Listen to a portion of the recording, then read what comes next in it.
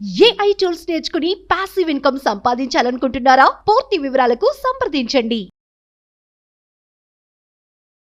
పవిత్ర Jayaram and దాంతోపాటు చందు భార్య interview కనుక మనం చూస్తే ప్రియచౌదరి గారు రాత్రులు 12ంటికి స్టార్ట్ చేస్తే మార్నింగ్ 5 o'clock వరకు తన్నులు తింటూనే ఉండేదాన్ని నేను. అయినా నాకు ఒక ఆడపిల్ల ఉంది, ఏదో ఒక రోజు ఇంటికి వస్తాడు, మళ్ళీ నా దగ్గరకు వస్తాడని ఉన్నాను నేనని చెప్తుంది. కామాతురాణం నభయం నలజ్జ.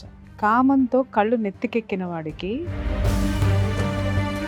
కామం అనే అంటాను, ప్రేమ అని ఎవడు మాట్లాడతాడు? చెప్పులతో కొట్టాలి ప్రేమ అన్నవాళ్ళు. వాళ్ళ భార్య చెప్తుంది, పవిత్ర మాట్లాడేదంట, నా మొగుడు ఏం పీక్కుంటావో పీక్కో. భగవంతుడు పీకేశాడుగా. ఏం సాధించారు మీరిద్దరు జీవితంలో? 5 సంవత్సరాలు పడక మీద సుఖాన్ని సాధించారు తప్ప అవతల అది ఊరిస్తుంటే చెరపకు రా చెడేవు. ఇది ఒక్కటే చెప్తా నేను. నమస్తే ప్రియచౌదరి గారు. నమస్తే తల్లి. యూట్యూబ్ ఛానల్లో మొత్తం హాట్ టాపిక్గా మారిందని చెప్పుకోవచ్చు. పవిత్ర జయరాం అండ్ దాంతోపాటు చందు వీళ్ళ మరణాల వెనుక కనుక మనం చూస్తే, దానికన్నా ముందు హిస్టరీ కనుక మనం చూస్తే, ఆల్రెడీ ఈయనకు పెళ్ళే 2 పిల్లలు, ఆవిడకి పెళ్ళే 2 పిల్లలు. వాళ్ళ పిల్లలు కూడా పెళ్ళిళ్ళ వయసుకు వచ్చిన పిల్లలని క్లియర్గా కొన్ని వీడియోస్లో మనకు కనిపిస్తుంది. ఆవిడ కార్ యాక్సిడెంట్లో చనిపోవడం, 2 daysకి మళ్ళీ ఈయన చనిపోవడం, ఇన్స్టాగ్రామ్లో ఈయన పోస్టులు ఏవైతే పెట్టారో, పాప 2 daysలో నేను వచ్చేస్తున్నాను, నువ్వు లేకుండా నేను ఉండలేను, జిమ్ కోచ్ కాల్ చేశాడు, నేను జిమ్కి వెళ్ళేసి వస్తానని పెట్టడం, ఇటువంటివన్నీ ఎంత ఆశ్చర్యంగాను షాకింగ్గాను ఉన్నాయంటే అసలు ఏంటి, ఏ విధంగా చూడాలి దీన్ని అని. వాళ్ళ భార్య ఇంటర్వ్యూ కనుక మనం చూస్తే ప్రియచౌదరి గారు, 6 years అయింది, మాకు ఎటువంటి కనెక్షన్ లేదు, ఒకవేళ ఇంటికి వచ్చినా ఫిజికల్గా హరాస్మెంట్, కొట్టడం, రాత్రులు 12ంటికి స్టార్ట్ చేస్తే మార్నింగ్ 5 o'clock వరకు తన్నులు తింటూనే ఉండేదాన్ని నేను. అయినా నాకు ఒక ఆడపిల్ల ఉంది, ఏదో ఒక రోజు ఇంటికి వస్తాడు, మళ్ళీ నా దగ్గరకు వస్తాడని ఉన్నాను నేనని చెప్తుంది. పూర్తి వివరాలు ఏంటి? చనిపోయిన వాళ్ళ గురించి తప్పు మాట్లాడకూడదు అని మాట్లాడతారమ్మా. నేను ఇక్కడ వాళ్ళ గురించి కాదు, జరిగిన సంఘటన గురించి మాట్లాడతాను. కామాతురాణం నభయం నలజ్జ. కామంతో కళ్ళు నెత్తికెక్కిన వాడికి సిగ్గు, భయము ఏమీ ఉండవు. ఇతని కంటే ఆ అమ్మాయి చాలా పెద్ద వయసు, అవునా? అయినా సరే ఏ దృష్టితో ఈ అబ్బాయిని చూసి ఈ అబ్బాయిని దగ్గరికి తీసింది? నెంబర్ 1. రెండో విషయం ఏంటి అనంటే, ఈ అబ్బాయికి పెళ్ళయి పిల్లలున్నా ఇతను ఆమె నుంచి ఏమి ఆశించి ఆమె దగ్గరికి, తనను నమ్ముకున్నటువంటి ఆ అమ్మాయి దగ్గర నుంచి ఇతను వెళ్ళిపోయాడు. నేను ఒక ఆ భార్య ఇంటర్వ్యూ చూశాను నేను. 11 ఏళ్ళు వాళ్ళు లివ్ ఇన్ రిలేషన్షిప్లో ఉన్నారు పెళ్లికి ముందు. తర్వాత ఆ అమ్మాయి అందరిని ఎదిరించి పెళ్లి చేసుకుంది. 2014లో పెళ్లి చేసుకుంది. పెళ్లి చేసుకున్న 2 yearsకు ఏమో ఈ అమ్మాయి తోటి వెళ్ళిపోయాడు. ఆ అమ్మాయి వెయిట్ చేసిన దానికి అర్థం ఏంటి చెప్పండి? ఆ అమ్మాయి 11 ఏళ్ళు వాళ్ళ పేరెంట్స్ని ఒప్పించి అన్ని సంవత్సరాలు అతనితోటి సహజీవనం చేసి, అతని కోసం వెయిట్ చేసి, పెళ్లి చేసుకుంటాడని వెయిట్ చేసి, చివరికి అది సాధించిన తర్వాత అతన్ని సాధించుకోలేకపోయింది. విదిన్ 2 years ఈ అమ్మాయి దగ్గరికి వచ్చేసాడు అతను. అమ్మాయి కాదు, ఆంటీ. ఇక్కడ వాళ్ళు బ్రతుకున్నారా చనిపోయారా పక్కన పెడతానండి. ఇక్కడ కామం అనేటటువంటి ఒక పదం ఏదైతే ఉందో, కామం అనే అంటాను, ప్రేమ అని ఎవడు మాట్లాడతాడు? చెప్పులతో కొట్టాలి ప్రేమ అన్న వాళ్ళని. ఏంటండి, వయోభేదం ఉండదా? అదే ఆ అమ్మాయికేమో, ఆవిడకేమో ఆవిడ వయసు ఏంటి, ఇతని వయసు ఏంటి? సరే వయసులు పక్కన పెడదామండి. అసలు అతనికి ఒక సంసారం ఉంది, పిల్లలు ఉన్నారు, కనీసము వాళ్ళమ్మ తల బాదుకుని మరీ ఏడుస్తుంది ఏంటి అనంటే, నీ కొడుకుని నేను పంపేయను, ఇక్కడే ఉంటాడు. వాళ్ళ భార్య చెప్తుంది, పవిత్ర మాట్లాడేదంట, నా మొగుడు ఏం పీక్కుంటావో పీక్కో. ఏం పీకారు? భగవంతుడు పీకేశాడుగా. నీ బిడ్డల నుంచి తల్లి పోస్టు నిన్ను పీకేశాడు, నీ మొగుడని పిలిపించుకున్నటువంటి వాడి పోస్టు పీకేశాడు. ఏం సాధించారు మీరిద్దరు జీవితంలో? 5 సంవత్సరాలు పడక మీద సుఖాన్ని సాధించారు తప్ప మీరు జీవితంలో ఏం సాధించారు? అటు ఎన్ని కుటుంబాలు నాశనం అయిపోయినాయి వీళ్ళు చేసినటువంటి ఈ పనితోటి. అమ్మాయి నిజంగా ఒక ఆర్టిస్ట్గా ఉండి, అమ్మాయి ఒకసారి నా దగ్గర కౌన్సిలింగ్ కూడా వచ్చినట్టు గుర్తు నాకు. ఆ డిప్రెషన్ తోటి వచ్చింది. అలాగని చెప్పేసి వీళ్ళు ఏ పెళ్ళిళ్ళు చేసుకున్నా, ఇప్పుడు ఆ అమ్మాయి అంతకుముందు జీవితం అంతా నా భర్తతోటి బాగాలేదండి, నా భర్త నన్ను ఇబ్బందులు పెడుతున్నాడు, అనుమానిస్తున్నాడు, ఇవన్నీ. నీకు ఆల్రెడీ ఒక భర్త కొడితే, తిడితే, అనుమానిస్తే ఎంత బాధపడ్డావో నీకు ఆ అవగాహన ఉంది, ఆ పెయిన్ ఉంది. అదే పెయిన్ని నువ్వు ఇంకొక ఆడదానికి ఎలా ఇచ్చావు? నా భర్త మంచివాడు కాదు అని నువ్వు ఎక్స్ప్రెస్ చేసావు. నన్ను కొట్టేవాడు, తిట్టేవాడు, టార్చర్ పెట్టేవాడు, అందుకని నేను నా భర్త నుంచి దూరంగా ఉంటున్నానని అన్నావు. మరి ఇదే ఈ జీవితాన్ని ఇంకొక ఆడదానికి నువ్వెలా ఇచ్చావు? నేను క్వశ్చన్ చేస్తున్నా. ఇప్పుడు ఇప్పుడు ఇప్పుడు ఉన్నటువంటి నడుస్తున్నటువంటి చరిత్రలు బోళ్ళ మంది జీవితాల్లో ఉన్నాయి. ఇవి చాలా మంది జీవితాల్లో నడుస్తున్న చరిత్ర ఇది. వయోభేదం లేకుండా మగవాడికి వయసు ఎక్కువ ఉన్నా ఆడదానికి 30 ఏళ్ళు ఆడదా 60 ఏళ్ళు ఆడిన వేసిపోతుంది. పిల్లల్ని వదిలేసి వెళ్ళిపోతాడు. వాడు ఎట్లా పోతాడు అనేది లాజిక్కి ఇంతవరకు ప్రపంచానికి అర్థం కానటువంటి లాజిక్లు అనమాట. పిల్లల్ని వదిలేస్తాడు. ఇక్కడ తాళి కట్టిన పెళ్ళామేమో ఉంపుడు గత్తి అవుతుంది, ఉంచుకున్నదేమో అఫీషియల్గా అది ఏదైనా అవుతుందండి. వాళ్ళని ఇప్పుడు మీరు అన్నారు పాప, బుజ్జి, బంగారము, అసలు ఇంత అద్భుతమైనటువంటి ప్రేమలు ఈ కామంలో మాత్రమే చోటు చేసుకుంటాయేమో. నిజంగా తాళి కట్టించుకున్నటువంటి భార్య దగ్గర ఇవి ఉండవేమో, అలాగే భర్త దగ్గర ఇవి ఉండవేమో. ఎవరికి న్యాయం చేసుకున్నారు చెప్పు? ఎవరికి న్యాయం చేయాల? వాళ్ళ పిల్లల దగ్గరికి వెళ్ళి కొడుకునో కూతురునో అడిగితే ఆమె వ్యక్తిగత జీవితము వాళ్ళ ఇష్టం అండి, మా ముందే అలా ఉంటారు అని మాట్లాడాడు అని అంటే అసలు ఏ సంస్కృతితోటి ఏ సంస్కారంతో వీళ్ళు పెరిగారు అనేది ఒక క్వశ్చన్ నేను వేయాలని అనుకుంటున్నానండి. వీళ్ళందరూ కలిసి సమాజాన్ని ఏం చేద్దాం అనుకుంటున్నారు? నీ వయసు ఉన్నటువంటి వాడు నీకంటే మహా అయితే ఒక 7-8 ఏళ్ళు వయసు పెద్దవాడై ఉండుంటాడేమో, లేదా ఒక 10 ఏళ్ళు పెద్దవాడై ఉండుంటాడేమో, తమ్ముడు వయసు లేకపోతే పెద్ద కొడుకు వయసు.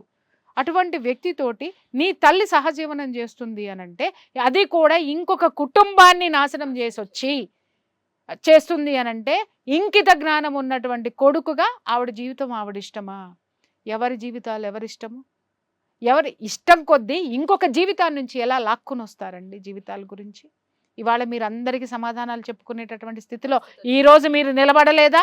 ఆ రోజే మీ మదర్ని వారించి ఇది తప్పు, ఇంకొక సంసారం ఉంది, మేము మా నాన్న వల్ల మేము ఎలా ప్రాబ్లమ్స్ ఫేస్ చేసాము, వాళ్ళు కూడా సమాజంలో ఫేస్ చేయొద్దు, ఆమె కూడా ఒంటరిది అయిపోతుంది, నువ్వు ఇది కరెక్ట్ కాదు అని నువ్వు తల్లికి చెప్పుంటున్నట్టయితే ఇవాళ నీ తల్లి మీద అందరికీ సానుభూతి ఉండుండేది. చనిపోయిన వాళ్ళు ఎవరైనా సరే, అమ్మ దుర్యోధనుడు చనిపోయినా సానుభూతి చూపిస్తాము, రావణాసురుడు చచ్చిపోయినా కూడా సానుభూతి చూపిస్తాం. చావు అనేది సానుభూతితో కూడుకున్నటువంటి వ్యవహారం. కానీ జరిగిన చరిత్ర మాత్రం ఎప్పుడు వెంటాడుతూ ఉంటుంది మనల్ని. అది మాత్రం మర్చిపోవద్దు. నేను చెప్తున్నాను, ఈరోజు లివ్ ఇన్ రిలేషన్షిప్ ముసుగులోనో లేకపోతే ఎలా అయిపోయింది అని అంటే మాట్లాడితే దరిద్రపు వాగుడు ఒకటి వాగుతారు. ఏంటంటే సుప్రీంకోర్టు మాకు అనుమతి ఇచ్చేసింది అని. ఒరే చెత్త వెదవల్లారా, చెత్త ఆడ మొహాల్లారా, సుప్రీంకోర్టు జడ్జిమెంట్ ఆ ఒక్క పదం పలికి ఉండదు. ఆ పదము లివ్ ఇన్ రిలేషన్లో ఎవరెవరు ఉండొచ్చు, ఎలాంటి పరిస్థితుల్లో ఉండొచ్చు, ఎలా ఉండొచ్చు అనేటటువంటిది కూడా ఓ 300 పేజీలు ఉంటుంది ఆ జడ్జిమెంటు. ఏ రోజన్నా ఎవడైనా చదివాడా? దాని గురించి ఎవరికైనా తెలుసా? ఇంకొకరికి హామ్ చేసి కలిసి ఉండమని ఏ సుప్రీంకోర్టు తీర్పు లేదు, ఏ న్యాయమూర్తులు తీర్పులు ఇవ్వలేదు, ఏ న్యాయస్థానాలు తీర్పులు ఇవ్వలేదు. ఇంకొకటి కాపురాన్ని బలి చేసి ఇంకొక ఆడదాన్ని తొక్కేసి ఆ మొగుడిని తెచ్చుకొని నువ్వు నిలబడని ఏ ఆడదానికి సుప్రీంకోర్టు తీర్పునివ్వలేదు. అలాగే నీ భార్యకు అన్యాయం చేసి నీ కడుపును పుట్టిన పిల్లలు గంజినీళ్ళు తాగుతున్నారు, ఏం తాగుతున్నారు అక్కడ పెట్టి పక్కన ఉన్నటువంటి నువ్వు ఉంచుకున్న దాన్ని బట్టి పిల్లలకేమో ఆ అమ్మ పరమాన్నాలు పెట్టు తినిపిస్తూ కూర్చోమని ఏ సుప్రీంకోర్టు తీర్పు చెప్పలేదు. ఈ మధ్య ఇదొకటి మాట్లాడుతున్నారు, ఏం పీక్కుంటారో పీక్కోండి, ఏం పీక్కుంటారో పీక్కోండి అని. నేను చెప్తున్నాను, ఆ ఉసురు గనక ఎక్కువైతే ప్రకృతి పీకేస్తుంది, ఏదో ఒక రోజు పీకేస్తుంది. నా కళ్ళతో నేను చూశానమ్మా. ఇలా కుటుంబాలని నాశనం చేసినటువంటి ఆడవాళ్ళు, భార్యల్ని నాశనం చేసినటువంటి మగవాళ్ళు, నిజంగా చెప్తున్న చరిత్రలో మాత్రము మామూలు చావు అయితే వాళ్ళకి రాలా, మామూలు చావు రాలా. మోసం చేసి పెళ్లి చేసుకున్నా, మోసాలు చేసి జనాల్ని ఏమార్చినా తార్చిన ఇలాంటి వాళ్ళందరికీ శిక్షలు భయంకరంగా పడినాయి. ఇవాళ మీరందరూ అనొచ్చు ఆమె ఎలాగండి, ఆమె ఎలా, అరే ఆమె వల్ల ఇవాళ ఇంకొక కుటుంబం నాశనం అయ్యింది.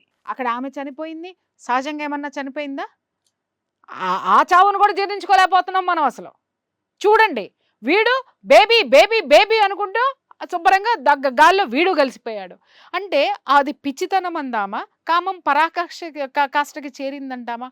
11 సంవత్సరాలు నీతో కాపురం సహజీవనం ఉన్న ఆడదాని మీద లేని ప్రేమ నీకంటే వయసులో పెద్దదైనటువంటి దాని దగ్గర ఎక్కడ పుట్టుకొచ్చింది? ఇక్కడ నువ్వు భార్య బిడ్డలకి నువ్వు చెయ్యలేనటువంటి న్యాయము ఆమెకి ఎక్కడ అన్యాయం చేశానని ఆమెతో నువ్వు వెళ్ళిపోయినావు. కనీసం పిల్లల్ని చూడడానికి కూడా వచ్చేవాళ్ళు కాదు, మాట్లాడేవాళ్ళు కాదని చెప్తుంది వాళ్ళ భార్య. అంటే నేను అదే చెప్తున్నాను తల్లి, అక్కడ ఆమె ఏమి రింగ్ మాస్టర్ కింద ఆడించిందో మనకి తెలియదు కదా. ఫస్ట్ కనీసము నీ పిల్లలేమో ఇక్కడ ఆ పిల్లలకి చెప్తున్నాను, మంచి మాట మాట్లాడావు నువ్వు. ఆ పిల్లలు ఉన్నారు కదా, ఎవరి జీవితం వాళ్ళ ఇష్టము, ఎవరిది వాళ్ళ ఇష్టము, మా కళ్ళ ముందే సంసారం చేసుకొని ఇవ్వండి అని ఏదో మాట్లాడుతున్నారు. అది అవును. చూడడం జరిగింది. మీ అమ్మేమో మిమ్మల్ని పెట్టుకొని మీ కేరింగ్ తీసుకుంటూ మిమ్మల్ని పోషించుకుంటూ మీకు ఏ లోటు లేకుండా మీ అమ్మ మిమ్మల్ని చూస్తూ మీ దగ్గరే సంసారాలు చేసుకోవాలా ఇంకొకళ్ళని తెచ్చుకుని? కానీ మీరు మాత్రము, మీ అమ్మ మాత్రము ఇంకొకళ్ళ సంసారంలోకి వెళ్ళిపోయి ఆ సంసార బంధాలని తెంచేసేసి ఆ పిల్లల పసిపిల్ల, ఆ 7 సంవత్సరాల పసిపిల్ల ఆడపిల్ల ఆ ముఖం చూడకుండా, ఆ భార్య బిడ్డల్ని చూడకుండా వాడు మాత్రం ఊడబిక్కొని వచ్చేసి నీ ఇంట్లో కూర్చొని సంసారం చేయాలా మీ అమ్మతోటి? ఎక్కడి న్యాయం ఇది?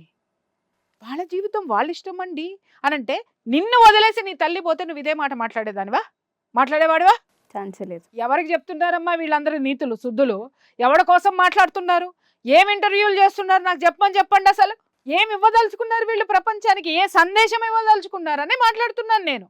అంటే మీ అమ్మ జీవితం మీ ఇష్టం, మీ జీవితాలు మీ ఇష్టమో, మిమ్మల్ని నమ్మినందుకు ఇంకొకళ్ళ జీవితం, మిమ్మల్ని అర్థుకొని వచ్చినందుకు మీ చేష్టల కోసం ఇంకొకళ్ళ జీవితం నష్టం, కష్టం, నాశనం. ఇది ఎక్కడ న్యాయం అమ్మా? కుటుంబ సభ్యుల కన్నా ఇంగిత జ్ఞానం ఉండక్కర్లా? మాట్లాడేటప్పుడు ఏం మాట్లాడుతున్నారు? ఇవాళ ఆ పిల్ల ఎన్నిసార్లు ఏడ్చుండి ఉంటుంది ఇంట్లో తల్లి లేడని? ఆ భార్య 11 సంవత్సరాలు సహజీవనం చేసి పెళ్లి చేసుకున్న పిల్ల కనీసం 2-3 ఏళ్ళు కూడా సంసారం చేయకుండా పిల్లని కానీ పారేసిపోయినందుకు ఆ తల్లి గుండెలు అవసిపోయేటట్టు ఆ భార్య ఎన్నాళ్ళు ఏడ్చుండి ఉంటుంది. ఆ పక్క బట్టలకి అర్థమవుతాయమ్మా, ఆ ఇంటికి అర్థమవుతుందమ్మా, ఆ చుట్టూ ఉన్నటువంటి ఆ ప్రకృతికి అర్థమవుతుందమ్మా. కనీసం తల్లిదండ్రుల దగ్గర కూడా వెళ్ళలేనటువంటి పరిస్థితి, ఈమె ఎన్ని బాధలు పడుతుందో చెప్పుకోలేనటువంటి పరిస్థితి. ఎందుకంటే తల్లిదండ్రుల మనసు నొప్పించకూడదు ఒకటి. రెండోది ఏంటంటే వాళ్ళని ఒప్పించి ఈ అమ్మాయి పెళ్లి చేసుకుంది. వాళ్ళు వ్యతిరేకించినా కూడా, వద్దు అన్నా కూడా పెళ్లి చేసుకుంది. కాబట్టి భయంకరమైనటువంటి నరకం. లోపల దాచుకోను లేదు, బయటికి చెప్పుకునే వాళ్ళు లేరు. లోపల కుమిలి కుమిలి కుమిలి కుమిలి ఎంత దారుణమైన శిక్ష ఆ భార్య తల్లికి చెప్పుకుందామన్నా తల్లి బతికలేదట, పెళ్ళైన తర్వాత చనిపోయింది. సో నేను ఎక్కడికి వెళ్ళలేని పరిస్థితి, ఇక్కడే ఉన్నాను నేను. చూడండి, అంత ఆవేదన అమ్మాయి ఊరికిన పోతుందా అండి? పోతుందా? 2 ఆడపిల్లలు, ఒకటి కట్టుకున్నది, 2 కన్నది. వాళ్ళని ఎన్ని రోజులు పస్తులు పడుకోబెట్టారు మీరు? ఎన్ని రోజులు వాళ్ళ ముఖం చూడకుండా ఉన్నారు? ఇంకొక దాష్టీకం ఏంటంటే రాత్రిపూట తాగి వచ్చి రాత్రి ఏంటమ్మా 12ంటికి మొదలు పెడితే తెల్లారుజామున 5 దాకా తనడమేనంట. నేను అల్లా కామా దురాణం నా భయం నా లజ్జ. అవతల అది ఊరిస్తుంటే ఇక్కడ దీన్ని అనుభవించేసావు కాబట్టి దీనికి శిక్ష. ఎవరు దీన్ని మనం ఎందుకు సమర్థించాలి చెప్పండి? ఏ విషయంలో సమర్థించాలి? చావు మీద సానుభూతి ఉంది, కానీ ఆ వెనక ఉన్నటువంటి చరిత్ర ఏదైతే ఉందో అది మనం దాస్తే దాగేటటువంటిది కాదు. సమర్థించుకోవాలి. ఎప్పుడు అంటే అది ఎదుటివాడికి ఒకటే. నేను ఇక్కడ విషయం చెప్తున్నానమ్మా, మనం జీవితంలో తెలుసో తెలియకో, తెలిసి చేస్తామో తెలియక చేస్తాం, తప్పులు చేస్తాము.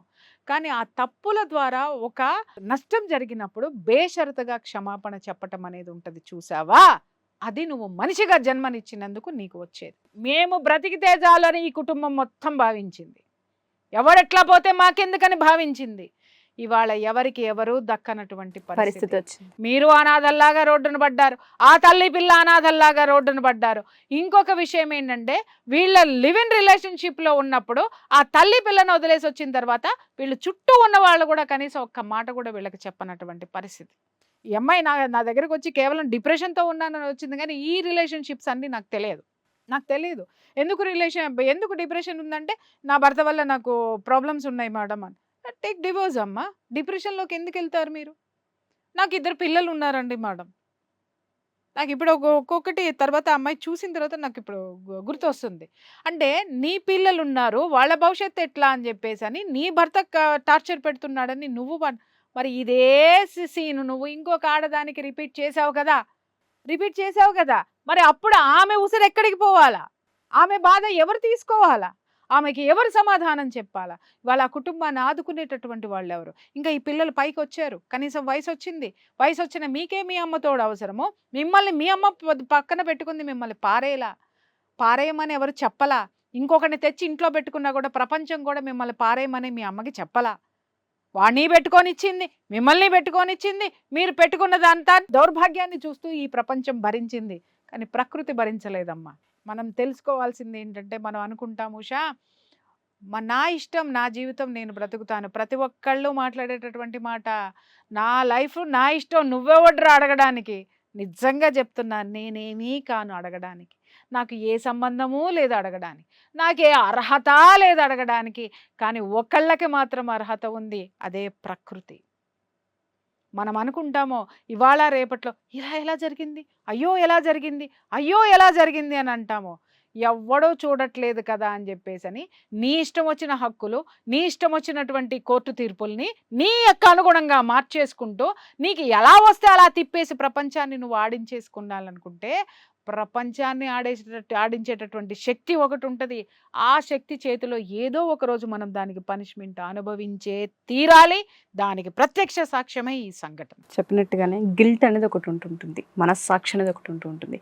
ఇవాళ లేదు ఉషా, నేను చెప్తున్నాను, మనస్సాక్షిని చంపేస్తున్నారు. చంపుకుని అనను, చంపుకోవడం వేరు, చంపేయడం వేరు.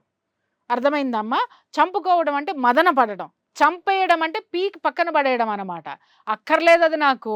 మనస్సాక్షి అనేది అది ఉంటే నేను ఎలా బ్రతుకుతాను, నేను ఎలా బ్రతకాలి, నేను బ్రతకాలంటే దాన్ని చంపేయాలి అని ఫస్ట్ దాన్ని మర్డర్ చేసిన తర్వాత ఇవన్నీ చేస్తున్నారు. ఆ తర్వాత మనల్ని ఏం చెయ్యాలి అనేది మన పైన ఒకడు ఉన్నాడుగా, వాడు తెలుస్తాడు కదా లెక్కలు, వాడు రాస్తాడు కదా మన తలరాతలు, వాడు గీస్తాడు కదా గీతలు. ఆ బొమ్మలే ఈరోజు గోడ మీద బొమ్మలై కూర్చుంటున్నాయి. ఇలాంటివన్నీ చెరపకు రా చెడేవు, ఇది ఒక్కటే చెప్తా నేను. ఇంకొకళ్ళ కాపురాల్లో దూరి మీ ఇష్టం వచ్చిన వేషాలన్నీ వేసి కాపురాల్ని కూల్చి మొగుళ్ళని వేరు చేసి ఈ విధంగా చేసేటటువంటి ప్రతి ఒక్క ఆడవాళ్ళు, కాపురాలను కూర్చేటటువంటి ఆడవాళ్ళకి నేను చెప్తున్నాను కదా, ఎవరికైనా ఇలాంటి దుర్గతి ప్రతి ఒక్కరికి పట్టాలని లేదు. కానీ ఇంతకంటే నీచమైనది, ఇంతకంటే ఘోరమైనవి, ఇలాంటి ఘోరమైనటువంటి వాటిల్నే మీరు కూడా ఫేస్ చేయాల్సి వస్తుంది. Thank you ma'am. Thank you. Suman టీవీలో మీ పర్సనల్ అండ్ బిజినెస్ ప్రమోషన్స్ కోసం కింది నెంబర్కి కాంటాక్ట్ చేయండి.